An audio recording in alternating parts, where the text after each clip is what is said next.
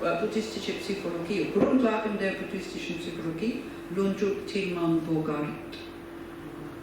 It's a great book, really is, because also he gives cases from psychology. So, you have to learn German. What's the name of the author? Lungjuk Tilman Bogart. So, Lungjuk is his monk name, but he's not monk anymore. Tilman Bogart is his name. is this Shimpa is always on the negative side? Because the pull towards compassion is not as big as that. Not always. If you see someone in a... Huh? I don't know, if you see someone that is a little child or someone that is like lost. Yeah, so it's not Chenpa. Chenpa leads to more negative action. Comes from delusions and leads to more negative action. So that one, if you want to go and help, that instinct, that is good. This is why we can't call it instinct, because yes, you're right. You also have instincts that lead to happiness, that are beneficial. So that's why it's not just instinct. So just the thought of someone saying something nice about us gives us a good feeling. It's true, isn't it? If somebody treats you, if someone treats us neutrally, doesn't react to our stories, doesn't make a face, then we become unsettled very quickly. It is totally inappropriate to be enslaved by such hopes and fears.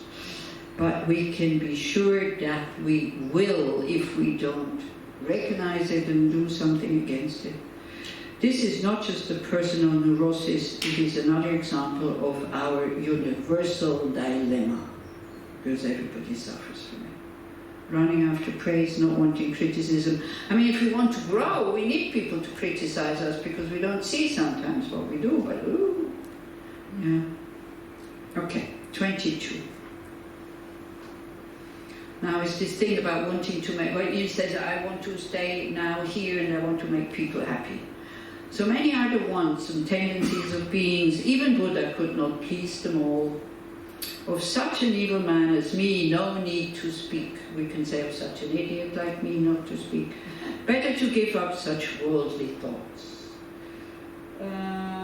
If even the conqueror was unable to please the various inclinations of different beings, then what need to mention I is also an evil person such as I. Therefore, I should give up the intention to associate with the worldly. Oh, that's it. Huh? I understand. If he is not able to do a perfect job, Yeah. then he wants to disassociate himself from the world. Sorry? Yeah. So, even the Buddha was not able to please everybody, but he was able to lead some to enlightenment. Okay? Even us, if we cannot help everybody, we can help some. So, maybe I don't understand it, but the conclusion is to go away. To go away and attain enlightenment, because a Buddha is not getting disappointed when he can't help. A Buddha doesn't drop anybody when he is harmed by them. If we are harmed by others, we create negativities. I mean, that's how I see it. I don't know how you see it, but yeah. But I think, again, what can we do with this? You cannot go away from your family, so forget about this. It's not possible this life. Make aspirations that it's possible for next life. Then we will have he praises, he's longing for this lonely place. It's the next verses that come. So we can put that in our mind already now, so then we won't have a family next life. And we can go, see, because the imprints of Buddhism we take with us. Don't think you will attain, I will not attain enlightenment in this life, but I would like to find Buddhism again in next life, and with better conditions and earlier than 40 years old. So this is why all this I am creating now, all these aspirations that I'm making, this is for next life, to create the conditions. Yeah? He's talking to himself. He's probably still in the monastery and maybe a bit reluctant of going. They know, but I can be of benefit, I can teach them, I stay here. But then you miss, then you postpone your enlightenment. because as we said, enlightenment comes only by having realized emptiness and practicing the 6 perfections. And the perfections do not become perfections if we don't have wisdom. We're in a, between, how do you say, between the frying pan and the, what's it called? Between the oven and the frying pan or something like that. Between the hard place and the rock, I think they say.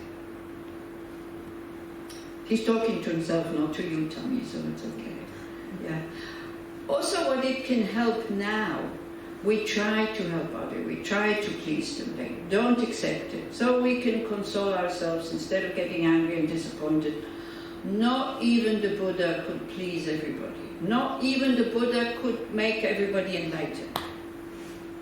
He can only give people who are ready to receive instructions, the instructions for enlightenment. Okay? And so many people also, people who don't know all this, somebody goes into long retreat, they're being criticized. We had a panel talk at one point, I didn't know that all these people there were Christians and they only came to listen about Buddhism to criticize it. I didn't know. This is why I never go to these panel talks anymore when I don't know who the audience is. So I was going, we were 5 of us Buddhists, and we were going very happily about Buddhism, blah, blah, blah. All of a sudden, then about emptiness, so the Zen Buddhist says, at the beginning, the mountain is a mountain, in the middle it's not a mountain, at the end it's a mountain. I felt like kicking that guy. So like, how are they going to explain, So I was talking about good heart, and of course I was much better than the other guy. As you can see, I'm praising myself, la, la, la. So anyway, so then I started talking about a little bit, because people were looking at this mountain, so I tried to explain it maybe in another way. And so there's one man who they stood when they were asking questions. He stands up and he says, they were sitting on chairs, well, I understand that I have many sides and many faces and this and that, but there's still something that is in the middle, right? There's eat by me. So I said, wow, you're exactly on the right way. And then somebody says, don't tell our priest that he is on the right way. No, he's a priest, And then came the criticism kind of thing. You should get up from your cushion. What are you doing? You're not helping the world. You should go to the third world. I said, look, I left school, I was 15. I have no diplomas. I have no studies. I have, nothing to papers that show my capacity. Do you think the Red Cross would employ me? I don't think so. Maybe I better stay on my cushion. But I tell you, I was like, man, what do they want from me? Yeah? It was interesting. And he was right, I was maybe 2 years a nun, so then, when you said you have become much more mellow, now I would have much more humor about this. Then I think I really gave back a bit also. Not a peaceful Buddhist then. Now I would answer maybe differently, but then, because I was so surprised, they really took me by surprise. That they can be so aggressive, Also, you're a Westerner, what are you doing in Buddhism? We have Christianity, why you go and look for something else? Is that not good enough for you? Oh, I said, it's true, I was never really a Christian. I never believed in God. And it's a good thing, because otherwise I would be angry at that being. I think I would have been very angry as a child if I would have believed that somebody has control over that whole thing, because I had a lot of anger as a child because of injustice. So, good thing I did not believe in God. I would have created a lot of negative karma. Maybe he exists, I don't know, Now it's really, I can say, I don't know. Okay, it's almost break time. When you go into retreat, so people tell you think you're compassion and being a benefit to others, what are you doing? You're just sitting and meditating. Have you ever heard that comment? Yeah. Of course. So then we have to come to terms with that. When people tell us that, then we say, yeah, but if I'm out, my mind is not realized. I create negative karma. And the more negative karma I create, the more imprints I create to be reborn in the lower state, where I cannot continue with my practice. The more I make others suffer because of anger, attachment, blah, blah, and all this. That's why it's better I shut myself off in retreat. And you see the whole thing, yes, of course you should help if you can. But I gave you the example of a psychologist, you know. I mean, this whole thing, food addiction and all this, the first thing I say, you should go and see a psychologist, because I don't have the capacity. I don't have it. I wish I had it. And I could start to experience with people's minds when they're unstable. Don't, thank you very much. I'm not doing that. This is too dangerous. I could fake, you know, because of course Buddhism has a lot of tools. But I don't know how far I can go with these people. I don't know. I sit down with them in quiet and listen to them. Yeah, I listen. But usually I don't say anything. I just listen. Because I think it's dangerous to mess around with people's minds who are unstable. I don't have the skills. So even though the wish is there, but sometimes it's better to refer them to somebody that you know that would be good for them, or when they have a physical problem. Physical problem, people understand when I say, you know, oh, I have no knowledge here, better you go see a doctor. With psychology, sometimes they think that I don't want to help them. So, you know, if you can help, of course, by all means do, but very often don't have the skills, don't have the knowledge. Then another thing about, you know,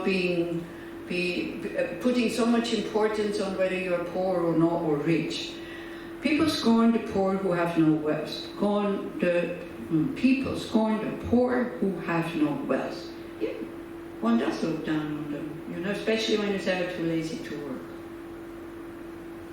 Isn't it? They also criticize the rich who have it. Oh, they're so stingy. So whether you're poor or rich, somebody will criticize you. Yeah, that's not the reason to be liked or disliked.